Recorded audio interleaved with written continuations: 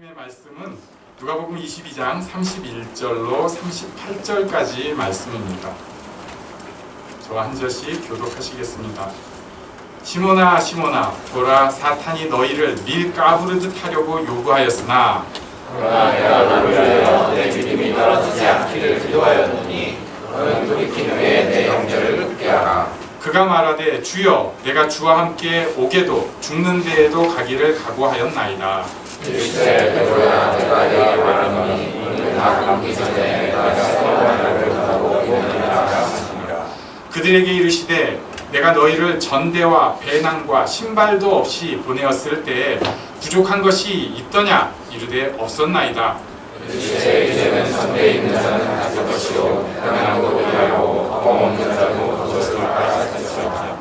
내가 너희에게 말하노니 기록된 바 그는 불법자의 동류로 여김을 받았다 한 말이 내게 이루어져야 하리니 내게 관한 일이 이루어져 감이니라. 그들이 여쭈어 주여 보소서 여기 검둘이 있나이다. 대답하시되 족하다 하시니라. 아멘.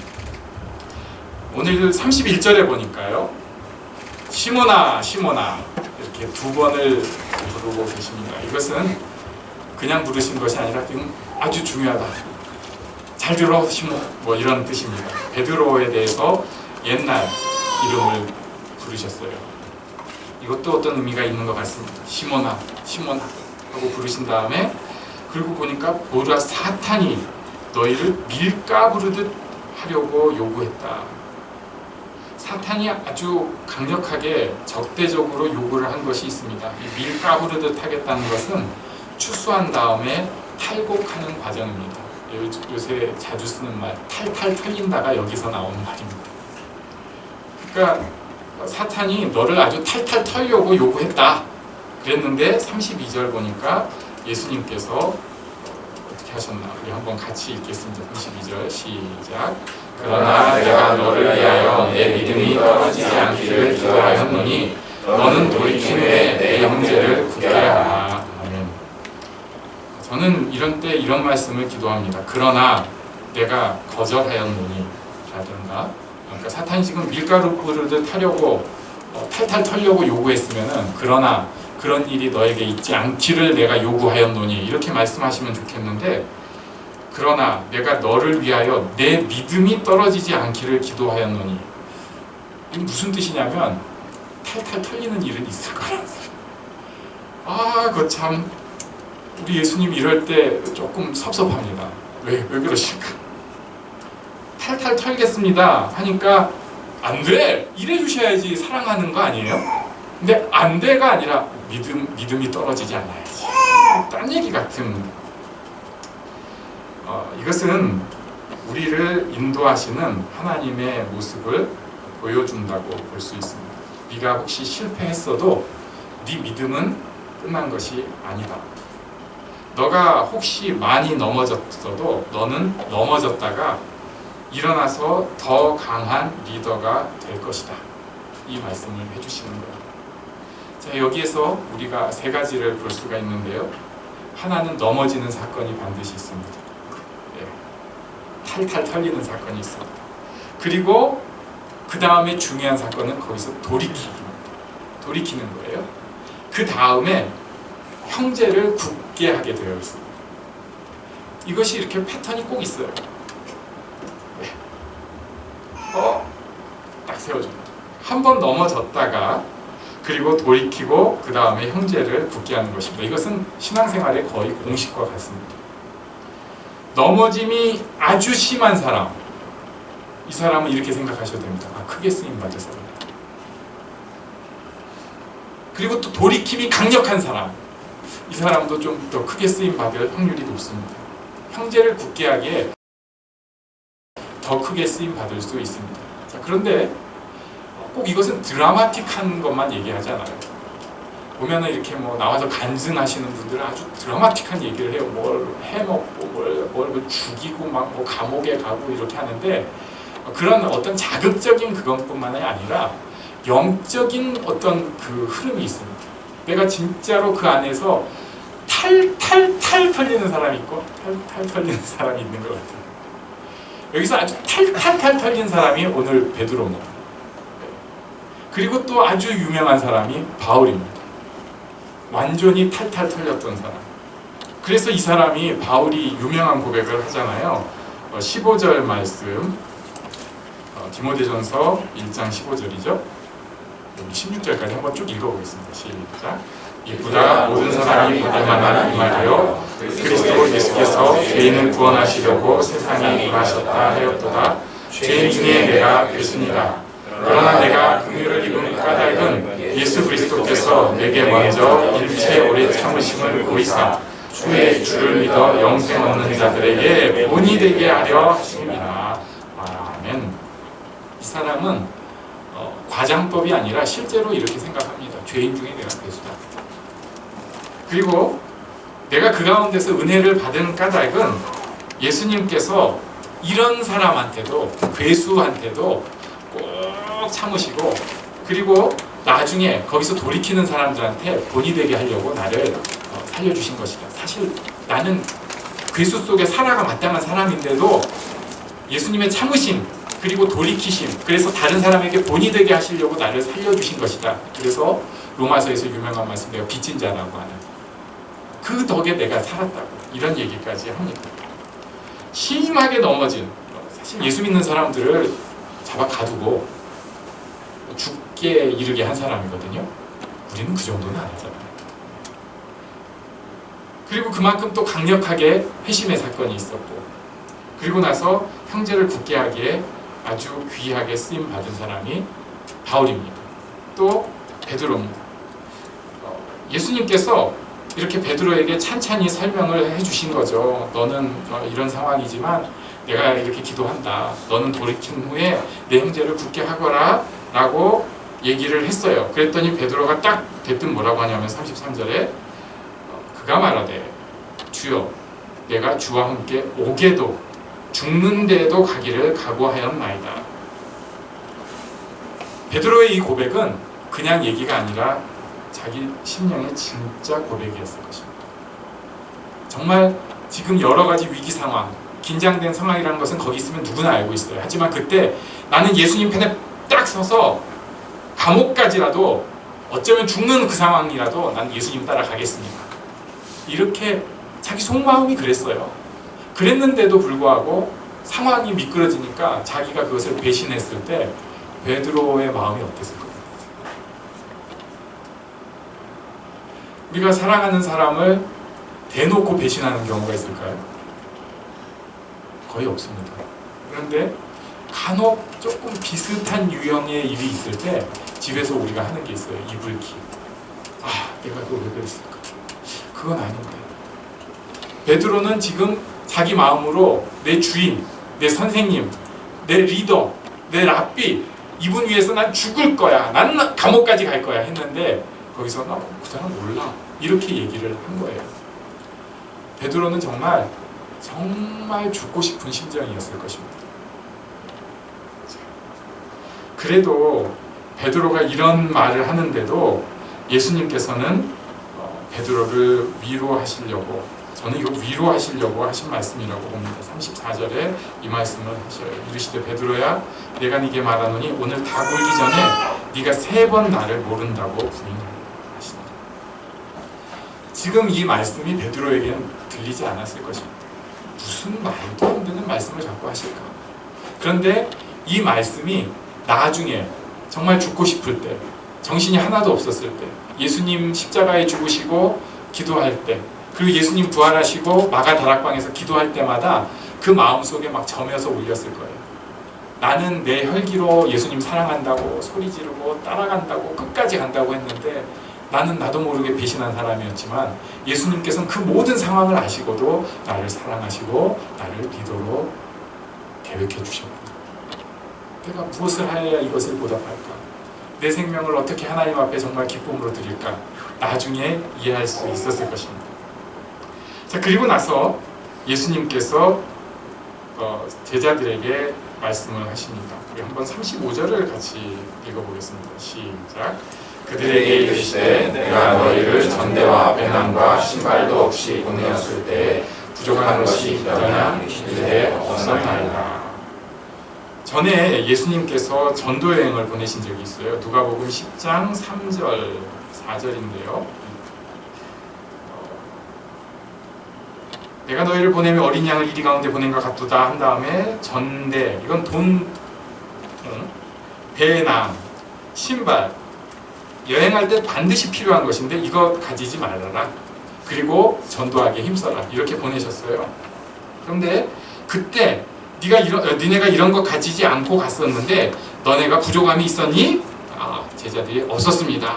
그런데 36절에 이렇게 말씀을 하시는 거예요. 이르시되 이제는 전대 있는 자는 가질 것이 없고 돈 두르려면 두르고, 그리고 배낭, 그리고 검 없는 자는 겉옷을 팔아 살지어다. 검 있는도 준비를 해야 된다. 이렇게 말씀을 하고 있습니다. 여기서 저는 두 가지를 생각을 해보게 되는데요. 하나는 우리 인생 가운데 하나님께서 반드시 힌트를 주신다는 것입니다. 어떤 사람들은 아직도 오늘의 운세라든지 이런 거 되게 좋아하시는 분들이 있어요. 그래서 기독교 안에서도 점쟁이들이 좀 계십니다. 좀 중요한 일 있으면 그 목사님 찾아가 보라. 그러면 이렇게 기도해 주십니다. 그리고 나서 뭔 말씀을 해주셔요. 그러면 그것을 딱 마음으로 받아들이고 아멘 하고 복채는 아니고 헌금을 이렇게 드리고 오는 것이 이제 정통입니다. 저는 좀 많이 이상하다고 생각을 합니다만 실제로 영험하신 분들이 있어요. 제가 들으니까 저한테 예언해 주시는데 전 복채는 안 드렸지만 받더라고요. 그래서 이게 있구나 생각을 했어요. 그게 왜 그런지는 여러 가지로 뭐 설명을 하고 하지만 제가 정확하게는 모르겠습니다. 아무튼 그렇게 따라가고 싶은 경우가 있어요. 왜냐면은 지금 이제 진짜 앞날이 어떻게 될지 모를 때 있잖아요. 이 사람이랑 결혼해야 됩니까? 아닙니까? 저 사람이랑 해야 되나요? 직장을 여기를 갈까요? 이걸 갈까요? 제가 공부할 때 여기를 가야 됩니까? 아닙니까? 이럴 때 우리가 굉장히 고민을 할 때 이런 데 유혹을 느낍니다. 그러면은 뭔가를 더 도움이 주는 것 같을 때도 있고 또 그냥 믿지 않는 사람들 같으면은 그러면서 이제 그런 거 종합해가지고 자기식으로 잘 생각을 해서 결정한다고 제가 들었어요. 근데 제가 비밀을 한 가지 알려드리겠습니다. 잘 생각하셔야 돼요. 인생에 중요한 일이 있을 때는 하나님께서 반드시 힌트를 주십니다. 반드시 주셔요. 그리고 지나고 나면은 알 수 있습니다. 아무 일도 없었는데 갑자기 너무나 중요한 일이 생기는 경우는 정말 특별하게 하나님께서 나를 그 일 가운데 정말 갑작스럽게 하시려고 하는 그런 뜻이 있는 경우인데 대부분의 경우는 힌트를 탁 던져주세요. 좋은 일에 대해서도 힌트를 던져주시고 안 좋은 일에 대해서도 대비할 힌트를 딱 던져주세요. 지금 제자들한테 그렇게 힌트를 주신 것 같습니다. 그러면서 그런데 설명이 조금 다른 얘기를 하고 계세요. 원래 전도자라면은 이런 것 하나님만 의지하고 하나님 뜻대로만 의지하기 때문에 다른 것 돈통이라든지 뭐 배낭이라든지 신발 같은 것은 버려두고 가는 그 자세가 필요한데 그 필요한 지금은 가질 때다 이렇게 말씀을 하고 계시는 거예요. 하나님께서는 우리를 그렇게 기계적으로만 인도하시는 분이 아닙니다. 우리가 지금 살아있는 인격체잖아요. 이것은 무슨 뜻이냐면 오늘은 이 길로 가고 싶고 다른 때는 또 저 길로 갈 수 있는 사람이라고. 하나님께서도 우리를 무조건 한 가지 길로만 리드하시지는 않는 것 같아요. 물론 기본이 있습니다. 우리에게 필요한 기본 자질은 하나님을 사랑하고 이웃을 사랑하는 것이에요. 그런데 그 가운데서 이렇게도 인도하시고 다른 때 그 다음에는 또 다른 방식으로 인도하실 수도 있습니다. 특히 신앙의 성장이 이뤄갈 때 어렸을 때 내게 요구되던 그 길이 있다면 조금 더 성장해서 요구되는 길이 있을 수 있습니다. 기본 정신은 같아요. 하나님을 사랑하고 이웃을 사랑하는 것인데 이것이 그때는 이런 모습으로 인도가 되었다면 지금은 조금 달라진 모습으로 리드될 수 있어요. 이것은 우리 신앙생활뿐 아니라 모든 생활에서 다 적용되는 거예요. 공부도 처음 공부를 시작하는 사람한테 공부하는 법 가르치는 게 있고요. 그 위 클래스가 공부할 때 이렇게 공부해 하는 게 다릅니다. 그렇잖아요. 요리도 초짜에게 요리 가르칠 때 하는 방법이 있고 기본에 대해서, 그 다음에 이제 좀 중수 이상한테 얘기하는 게 다릅니다. 게임도 그렇더라고요. 완전 초짜가 가가지고 게임하면 목사님 그건 이거부터 하셔야 돼요. 그리고 지는 딴짓을 해요. 야 니는 이렇게 하잖아. 저는 고수잖아요. 배신감을 느끼는데 그게 맞아요. 제가 요새 수영 초급반에 가가지고 이렇게 난 초급반이야 하면서 즐겁게 수영을 하고 있는데 굉장히 재미가 있어요. 그게 왜냐면은 그 초급반이기 때문에 선생님이 가르쳐주는 어떤 느낌들이 있어요. 초급반은 이렇게 해야 돼. 그런데 옆에 상급반에서 웬 아저씨가 와가지고 훈수를 하는 거예요. 내가 저 선생님보다 더 잘 가르치는데 하면서 이건 이렇게 하는 거야. 저는 두 가지를 다 아는 입장에서 그거 갖고 제가 목사가 누구한테 별거 아닌 것 같고 할 수는 없잖아요. 근데 상급반에게 필요한 거, 초급반에게 필요한 거. 제자들에게도 지금 조금 특별한 상황이긴 합니다. 우리 인생에도 하나님께서 맞춤형으로 이끌어 주시는 모습이 분명히 있습니다. 어렸을 때 신앙의 처음 때가 있다면 그 다음엔 내가 조금 더 업그레이드되고 변해야 될 시점이 있습니다. 그래서 예수님께서 제자들에게 이렇게 지금은 그럴 때다 설명을 해주신 거죠. 그리고 나서 설명을 하십니다. 36절에서 검 없는 자는 겉옷을 팔아 살지어다 하니까 평화의 왕이신 예수님께서 검을 사라고 한 것이 조금 이해가 안 될 수 있으니까 설명을 해주세요. 37절에 내가 너희에게 말하니 기록된 바 그는 불법자의 동류로 여김을 받았다 한 말, 불법자와 한 무리로 여김을 받았다 한 말이 내게 이루어져야 하리니 그러니까 너네가 이제 검도 필요하면 들고 있어야 된다라고 말씀을 하시는데 38절에 제자들이 또 마지막에 이걸 참 성경에 누가가 보여주는 어떤 조크라고 보는데 그들이 여짜오되 주여 보소서 여기 검 둘이 있나이다. 대답하시되 족하다 하시니라. 저는 이 말씀 보면서 굉장히 위로를 받았어요. 예수님께서 지금 평화의 사도라고 모두가 인정을 하고 평화의 모습으로 제자들을 이끌고 다니시는데 그 중에 제자 최소한 둘은 검 숨기고 있었단 말이에요. 칼 숨기고 언제든지 사고 나면 찌르려고 위협하려고. 그래도 끝까지 잘 숨기고 예수님 앞이니까 잘 숨기고 있었다가 예수님께서 야 이제는 검이 필요할 때니까 겉옷을 팔아서라도 사야 된다. 그렇게 얘기하니까 두 개 있어야. 근데 저는 그 모습이 딱 우리 모습이라고 생각합니다. 우리는 그런 존재들입니다. 예수를 잘 믿는다고 할 때도 있고요. 신앙적으로 정말 헌신한 것 같은 때도 있지만 사실은 그 안에 제자가 지금 12명인데 1명 배신했잖아요. 11명이 있는데 그 중에 2명은 또 칼 들고 있잖아요. 우리는 당연히 그럴 수 있는 존재예요. 그래도 우리 주님이 그것을 다 알고 계십니다. 그래서 이런 칼 들고 다니는 모습, 배신자의 모습이 어떤 때 우리 삶에서 드러나요. 우리는 제자들처럼 짧게 하는 것이 아니라 인생 길게 하나님 앞에 대부분 훈련받으면서 살기 때문에 어떨 때 칼 숨겨놨던 모습이 드러날 때가 있고 배신하는 모습이 드러날 때가 있습니다. 그리고 나면은 정말 인생의 어두움의 시기라고 느껴질 때도 있습니다. 이것이 이제 긴 인생으로 봐도 그런데 당장 오늘 하루를 살아가면서 일주일 살아가면서 한 달 살아가면서도 그럴 때가 있습니다. 내가 정말 이 시기를 어떻게 버텨야 돼? 어떤 때는 별일이 아닌데도 정신이 하나도 없고 아유, 이거 진짜 힘듭니다. 아유, 진짜 못하겠어요. 이럴 때도 있습니다. 근데 기억하십시오. 하나님께서 허락하신 시험입니다. 훈련의 때입니다. 그리고 이런 일들을 통해서 우리가 더 믿음으로 굳건하게 세워질 줄로 믿습니다.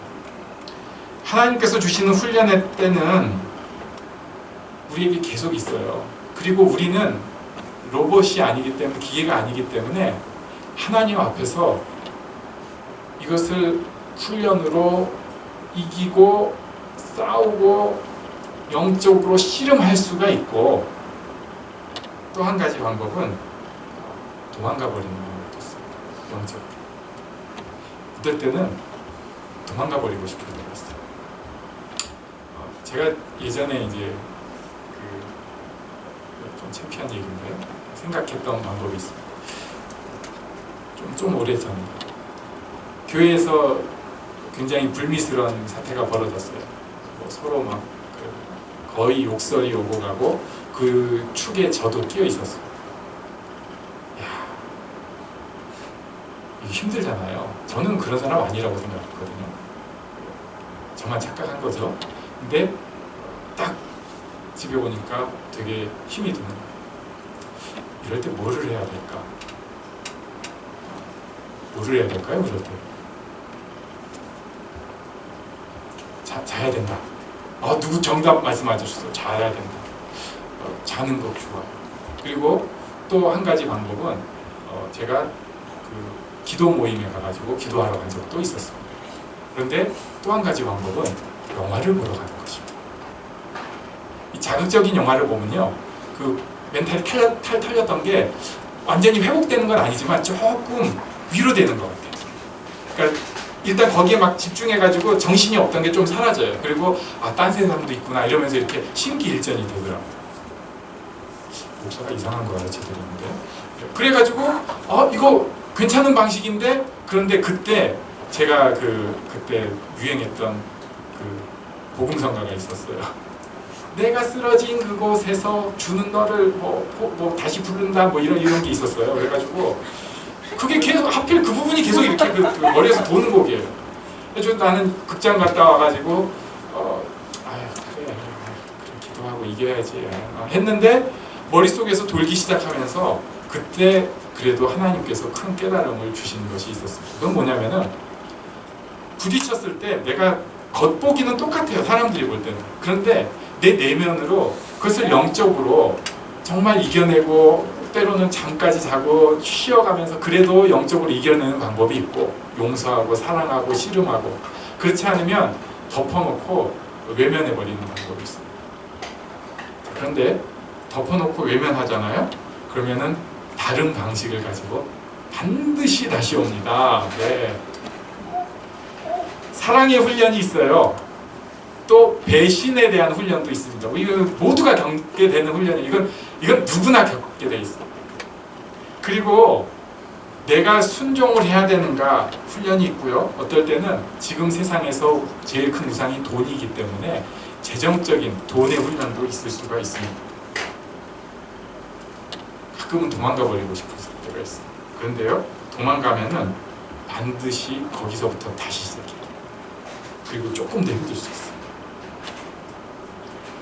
어떤 때는 내 과거가 나의 마음을 쿡 찌를 때가 있습니다. 나의 어렸을 때부터 살아온 과거가 나를 쿡 찌르면 하나님께서 이것이랑 이제 내가 씨름할 찬스를 주셨다고 생각하고 그 즉시 그 마음을 부여잡고 하나님 앞에 나가야 되는데 피하고 싶은 거예요. 기회를 주실 때 바로 뛰어드는 것이 가장 복된 인생입니다. 계속 피해 다니면요, 나이 들어가죠. 50 넘어가죠. 또 훈련 받습니다. 또 도망가잖아요. 60 넘어가죠. 또 훈련 받습니다. 도망가잖아요. 우리 하나님 끈질긴 분이세요. 70 넘어갔고 훈련을 받습니다. 제가 주변에서 샘플을 어마어마하게 보는데 특정인들을 얘기할 수가 없어서 지금 입이 근질근질하는 거예요. 우리는 하나님께서 훈련의 때를 주실 때 하나님의 뜻으로 그것을 반드시 꼭 이겨내는 축복을 누리기를 바랍니다. 여기서 저는 데살로니가 3장 16절을 보게 되었습니다. 우리 한번 같이 읽겠습니다. 시작.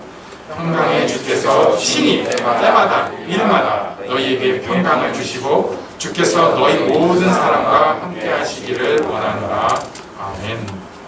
때마다 일마다 이게 때가 계속 달라져요. 일이 계속 달라져요. 그런데 친히 그 때마다 그 일마다 우리 주님께서 우리에게 평강을 주시기를 원하는 것을 바울 사도가 데살로니가 교회에 축복하면서 기도하는 것입니다. 우리에게도 같은 시름이 있습니다.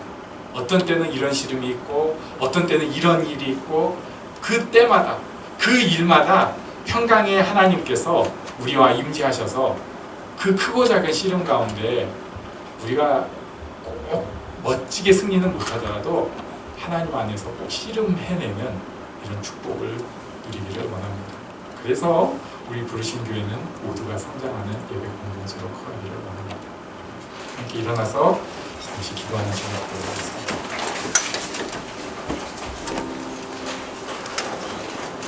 어느 때 어느 상황 가운데에서도 하나님께서 인도하심이 있습니다. 때마다 일마다 주시는 그 평강을 누리기를 원합니다. 우리 자신을 놓고 잠시 기도합니다.